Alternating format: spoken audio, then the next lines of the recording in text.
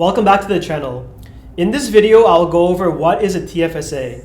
This video will be another of many personal finance related videos that I will release on the channel. For those of you who are new, my name is Cash, and on the channel I focus on the markets. I provide my thoughts and insights on the markets and really try to focus on sharing opportunities to build wealth. A TFSA is also known as a tax-free savings account. A tax-free savings account is a registered account that is eligible to Canadian citizens that are 18 years or older. The TFSA was first introduced in 2009 by the Canadian government. It allows Canadian citizens to contribute a certain amount of after-tax dollars into the account on a yearly basis to reinvest in a number of different assets. You can hold a wide range of different investments in the TFSA, including cash, GICs, bonds, stocks, mutual funds, ETFs, and options.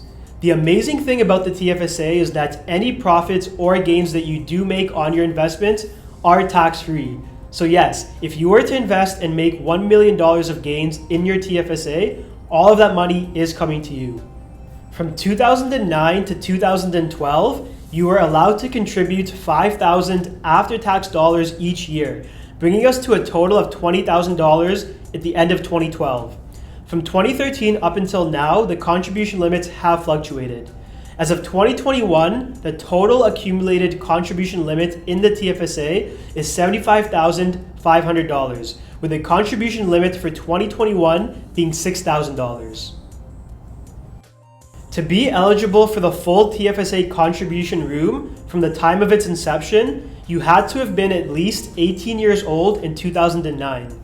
For myself, I was born in 1992, so I was not eligible for the first $5,000 contribution limit in 2009, as I was only 17 at the time. However, from 2010 onwards, I have been eligible for all of the yearly contributions moving forward. This brings my personal maximum contribution limit in the TFSA to $70,500. The after-tax yearly contribution can be added on January 1st of each year, and the contribution rooms can be carried forward, should you choose not to contribute that year. What makes TFSAs very important is compounding. Compounding is amazing, and it's over the longer term where the magic really happens with TFSAs. I've seen many TFSA accounts that are in and around the $200,000 range. If you were 18 when TFSAs were first implemented and have invested the total maximum limit and have been earning an 8% return, that would approximately equate to $2 million. If you just turned 18 in 2021, assuming a contribution of $6,000 per year at a return of 8%, you would roughly have $2.7 million at age 65. The total value of your investment would be $2.717 million, with the total gains coming in at $2.4 million. These gains would be free of the burden of tax. These two scenarios demonstrate the importance of investing at an early age and growing your net worth through the use of a TFSA.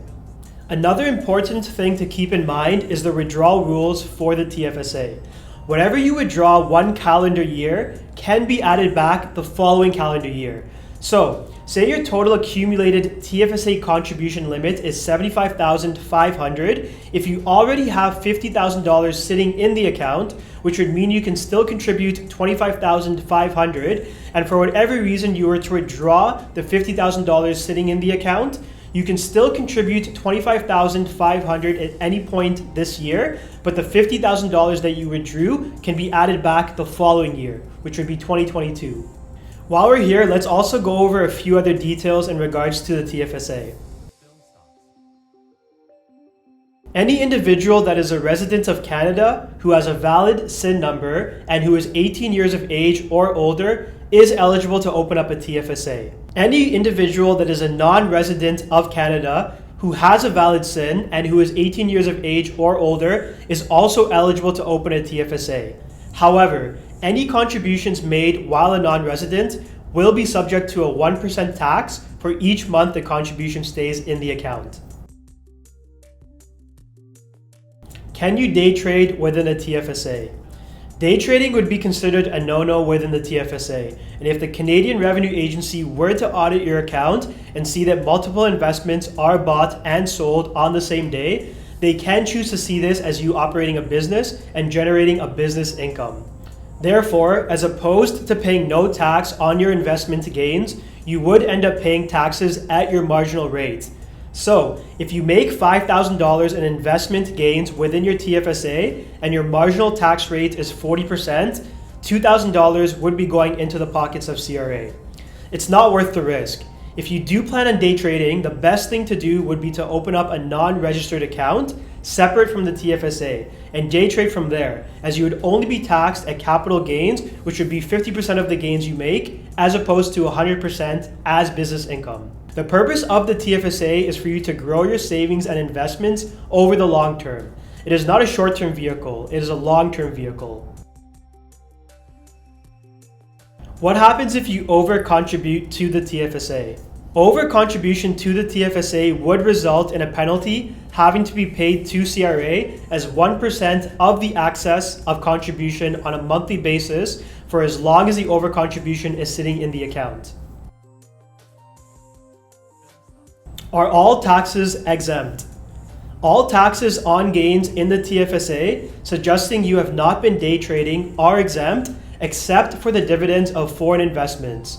This means if you were to hold US company stock in your TFSA that pays out dividends to their shareholders, there would be a withholding tax, specifically on the dividend payments to you, normally subject to 15%. However, any gains made on the US company's stocks themselves are tax-free. The best way to check your up-to-date TFSA contribution limit is to contact your personal accountant. You should also confirm with the CRA through registering through their online portal or by calling the CRA's direct line. The links are provided in the description below. Thanks for watching, guys. I hope you enjoyed the video. If you did enjoy the video, kindly feel free to like it, subscribe to the channel, and if you did have any other questions or needed clarification in regards to the TFSA, do feel free to leave a comment below.